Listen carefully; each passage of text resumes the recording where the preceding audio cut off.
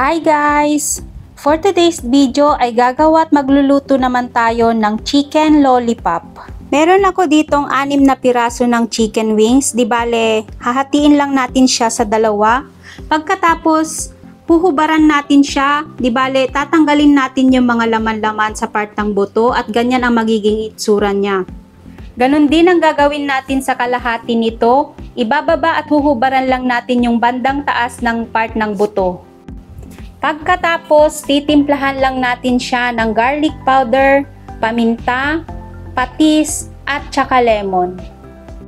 Naglalagay din pala ako ng paprika guys pag nagpiprito ako ng manok para mas maganda yung kulay niya.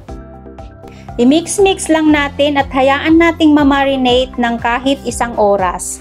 Habang inaantay nating ma-marinate yung chicken, nag-crack na ako dito ng 2 egg, nilagyan ko na ng asin. Ibibit lang natin siya ng maayos at iseset aside natin. Sa isang lalagyan, magre-ready na tayo ng flour.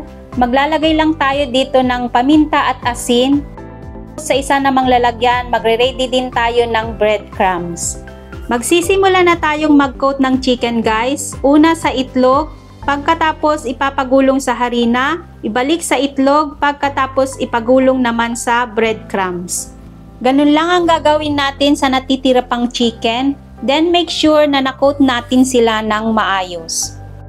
Tapos magiging ganito na ang itsura ng ating mga chicken. Nakapagpainit na rin pala ako ng mantika at nakaprito na rin ako ng first batch guys. Ito na yung second batch natin pero yung first batch hindi ko na na-video. Madali lang maluto yung ating mga chicken guys kasi maliliit lang naman ang cut niya. Mga 7 minutes lang ay ready na siya. So eto na, ready na yung ating chicken lollipop. Maglalagay lang ako ng sweet and sour ketchup at magte-taste test na tayo. In fairness guys, masarap siya at hindi dry ang loob. So that's it for today. Bye-bye!